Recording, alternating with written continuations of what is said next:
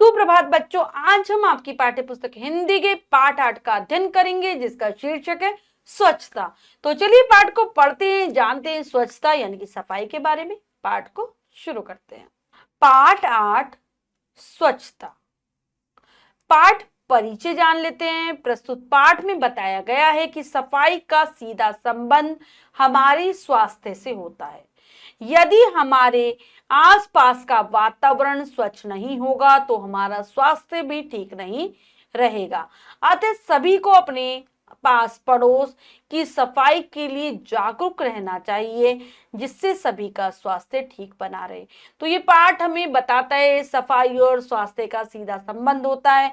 अगर साफ सफाई नहीं रखेंगे तो हम बीमार हो जाएंगे, और केवल अपनी ही स्वच्छता पर ना ध्यान दे, आसपास की सफाई पर भी ध्यान दे, पास पड़ोस को भी साफ और स्वच्छ रखें। पढ़ते हैं पाठ स्वच्छता। अरुण को इस शहर में आए हुए अभी कुछ ही महीने हुए हैं। वह अपनी कक्षा में सदैव प्रथम आता है। तो कहानी एक छोटे बच्चे अरुण की, जो कि अभी अभी शहर में आया है कुछ महीनों पहले ही, और अपनी कक्षा में हमेशा प्रथम यानी कि पहले स्थान पर आता है। वो इसके साथ साथ वह खेल कूद में भी सबसे आगे रहता है। इसी कारण कक्षा के कई लड़कों से उसकी घनिष्ठता हो गई है। केवल पढ़ाई में ही नहीं, अरुण खेल कूद में भी बहुत अच्छा है, सबसे आगे रहता है। इसके कारण कक्षा के बच्चे उसे बहुत पसंद करते हैं, सबसे उसकी मित्रता हो गई, घनिष्ठता, सब मतलब उसको बहुत चाहते हैं। सुमित उसका सबसे अच्छा मित्र है, लेकिन अरुण कभी उसके घर नहीं गया है। तो सबसे अच्छा मित्र है सुमित, उसका अरुण का सबसे अच्छा मित्र सुमित है, लेकिन कभी भी अरुण को ऐसा मौका नहीं मिला कि वो सुमित के घर गया हो। एक दिन सुमित ने अरुण को अपने जन्मदिन पर घर बुलाया। अरुण ने उसे उपहार में देने के लिए कहानी की पुस्तक खरीदी। तो सुमित का जन्मदिन आता है, वह अरुण को अपने घर बुलाता है। अरुण भी बहुत खुश है, वह सुमित के घर जाने के लिए बिल्कुल तैयार है, उसके लिए कहानी की पुस्तक खरीदता है उपहार में देने के लिए। पुस्तक को अच्छे कागज में बांधकर वह सुमित के घर की ओर चल दिया। तो अच्छे से कागज में लपेट लेता है, मतलब जो उपहार वाला जो कागज होता है उसमें लपेट लेता है, और सुमित के घर की ओर चल देता है। पता पूछता हुआ वह एक गली के पास जा पहुंचा। जैसे ही अरुण गली में घुसा, केले का एक छिलका उसके ऊपर आकर गिरा। सबसे पता पूछते पूछते वो वहां पर पहुंच जाता है जहां पर अरुण का घर था। वो एक गली के अंदर जैसे ही घुस रहा होता है, एक केले का छिलका उसके ऊपर आकर गिर जाता है। अरुण छीछी करता हुआ बोला, कितनी बुरी आदत है, लोग सड़क पर ही छिलका फेंक देते हैं। तो अरुण को बिल्कुल अच्छा नहीं हुआ लगा, वो छीछी करने लगा और कहता है कि कितनी गंदी आदत है यहाँ के लोगों की, सड़क पर ही छिलका फेंक देते हैं। उसने छिलका उठाया और इधर उधर देखा। कुछ दूरी पर उसे एक कूड़ेदान दिखाई दिया। उसने वह छिलका उसमें डाल दिया। तो वो छिलका उठा लेता है अरुण, और फिर देखता है इधर उधर, जहां पर उसे कूड़ेदान दिखाई देता है थोड़ी दूरी पर, उसमें डालता है वो छिलके को। बहुत सा कूड़ा कूड़ेदान के बाहर भी फैला हुआ था, जिस पर ढेर सारी मक्खियां भिन भिन आ रही थी। और वहां पर जहां पर कूड़ेदान रखा था उसके बाहर भी बहुत सारा कूड़ा फैला हुआ था।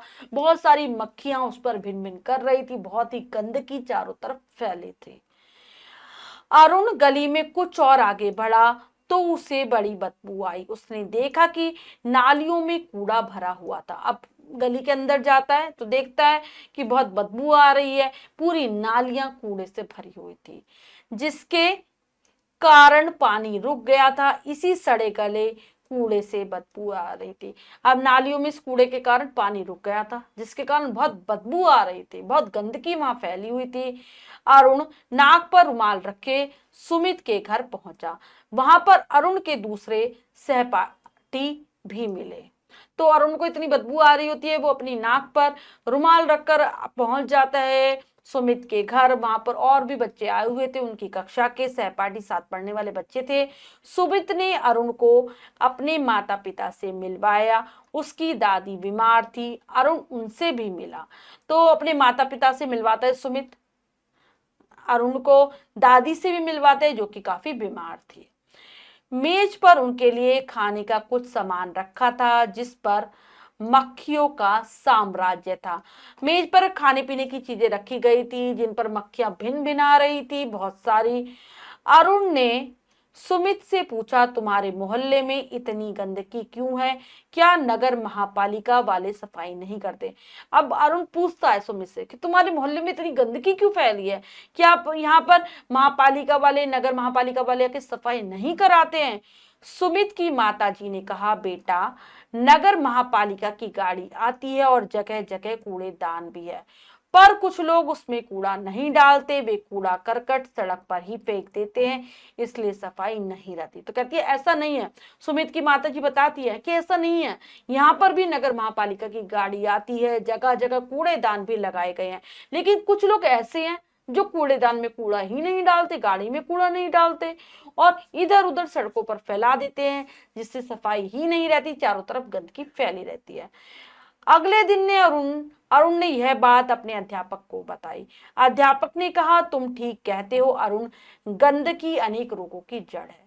नगर महापालिका का काम नगर को स्वच्छ रखना है, लेकिन इस कार्य में हमें भी नगर महापालिका की सहायता करनी चाहिए। अगले दिन अरुण विद्यालय में पहुंचकर ये सारी बात अध्यापक को बताता है, टीचर को बताता है। तो कहता है कि तुम ठीक कह रहे हो अरुण, गंदगी से ही अनेक रोग होते हैं, अनेक बीमारियां होती है, क्योंकि गंदगी ही रोगों की जड़ है। नगर महापालिका का काम है कि नगर को साफ सुथरा रखे, लेकिन हमें भी तो इसमें उनकी मदद करनी होगी, हमें भी मदद करनी चाहिए। चलो एक दिन हम सभी सुमित के मोहल्ले में चलकर स्वयं सफाई का कार्य प्रारंभ करेंगे। तो कहते हैं कि एक दिन हम खुद चलेंगे सुमित के मोहल्ले में और खुद सफाई का काम शुरू कर देंगे। अवकाश के दिन सभी बच्चे एक एक झाड़ू और टोकरी लेकर सुमित के मोहल्ले में पहुंचे। सड़क पर झाड़ू लगाकर उन सभी ने कूड़ा इकट्ठा किया, नालियों की सफाई की और पानी बहने का रास्ता बनाया। तो जिस दिन छुट्टी होती है बच्चों को, सारे बच्चे झाड़ू टोकरी लेकर सुमित के मोहल्ले में पहुंच जाते हैं, सड़क पर झाड़ू लगाते हैं, कूड़ा इकट्ठा कर कूड़ेदानों में डालते हैं, नालियों की सफाई करते हैं और पानी जाने का रास्ता बनाते हैं। नालियों में मक्खी मच्छर मारने की दवाई डाली तथा कूड़ेदान पर ढक्कन रखा। तो नालियों में सारी तरफ दवाई डालते हैं मक्खी मच्छरों को मारने की, कूड़ेदान पर ढक्कन लगा देते हैं। मोहल्ले के सभी लोग घरों से बाहर आकर बच्चों को देखने लगे। बच्चों में बहुत उत्साह था, देखते ही देखते पूरा मोहल्ला साफ हो गया। अब मोहल्ले के जो सभी लोग थे अपने घरों से बाहर आकर देखते हैं कि बच्चे कितने उत्साह के साथ, जोश के साथ काम कर रहे हैं और कुछ ही समय में सारा मोहल्ला बहुत साफ सुथरा हो जाता है। अध्यापक ने मोहल्ले के लोगों को समझाया कि वे अपने अपने घरों का कूड़ा कूड़ेदान में ही डालें, सब अपने घर के आसपास सफाई रखें, क्योंकि गंदगी से रोग फैलते हैं। तो अध्यापक मोहल्ले के सारे लोगों को समझाते हैं कि सब अपने घरों का कूड़ा आज से कूड़ेदानों में ही डालेंगे, अपने आसपास सफाई रखेंगे, क्योंकि गंदगी से ही बीमारियां फैलती हैं, ऐसा बताते अध्यापक। उन्होंने यह भी कहा, मेरी पाठशाला के बच्चे सप्ताह में एक बार यहाँ आकर सफाई किया करेंगे, जिससे मोहल्ले में कोई बीमारी ना फैल सके। आप भी इस कार्य में इनकी यथासंभव सहायता करें। यह भी कहते हैं कि मेरे पाठशाला यानी कि मेरे स्कूल के बच्चे हर सप्ताह में एक बार यहाँ आएंगे और सफाई करेंगे, और जिससे कि इस मोहल्ले में कोई बीमारी ना फैले। आप सभी लोगों को भी इन बच्चों की मदद करनी होगी। तभी एक व्यक्ति ने आगे बढ़कर कहा, नहीं नहीं, इन बच्चों को आने की कोई आवश्यकता नहीं, हम लोग अब स्वयं ही अपने मोहल्ले को स्वच्छ रखेंगे। अब आप इसे हमेशा साफ सुथरा पाएंगे। तभी एक व्यक्ति आगे बढ़ता है और कहता है कि नहीं नहीं, बच्चों को हर सप्ताह यहाँ आने की आवश्यकता नहीं है, हम अपने मोहल्ले को खुद ही साफ रखा करेंगे और आप जब भी आकर देखेंगे हमारे इस मोहल्ले को साफ सुथरा पाएंगे, बिल्कुल स्वच्छ पाएंगे। तो बच्चों, ये पाठ हमें सिखाता है कि हमें अपने आसपास सफाई रखनी चाहिए। अगर हम अपने आसपास सफाई नहीं रखेंगे तो हमें बहुत सारी बीमारियां घेर लेंगी। अब हम पाठ के शब्दार्थ कर लेते हैं। घनिष्ठता, अच्छा परिचय, उपहार, तोहफा, बदबू, दुर्गंध, साम्राज्य, एकाधिकार, जड़, मुख्य कारण, स्वच्छ, साफ, उत्साह, जोश, सहायता, मदद, जागरूकता, सजगता। तो ये है पाठ के शब्दार्थ, इन्हें आप बहुत अच्छे से याद कर लेंगे। करते हैं अभ्यास कार्य। अब बताइए कि कलम से पहला प्रश्न है, सही विकल्प पर सही का निशान लगाइए। प्रश्न में 3 विकल्प हैं, 2 गलत है, 1 सही है। हमें सही विकल्प को चुनना है, सही का निशान लगा देना है बच्चों। करते हैं। कक्षा में सदैव प्रथम कौन आता था? अरुण, वरुण, सुमित। तो ये आता था अरुण। गली में घुसते ही अरुण के ऊपर रिक्त स्थान गिरा, सेब, केले का छिलका, संतरा। तो गिरा था केले का छिलका। अरुण ने केले का छिलका उठाकर रिक्त स्थान में डाल दिया। घर में, नाली में, कूड़ेदान में। तो वह कूड़ेदान में डाल देता है।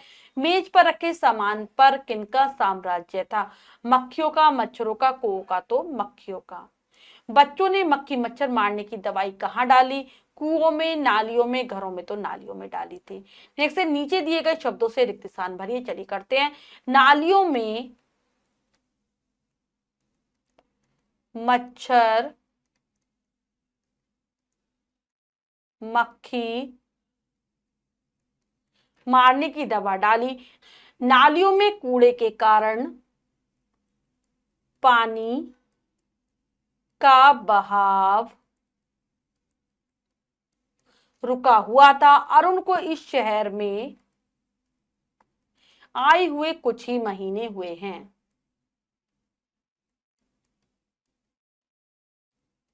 कूड़ा, कूड़ेदान,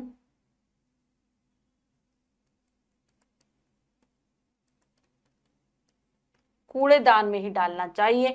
नगर महापालिका का काम शहर को स्वच्छ रखना है।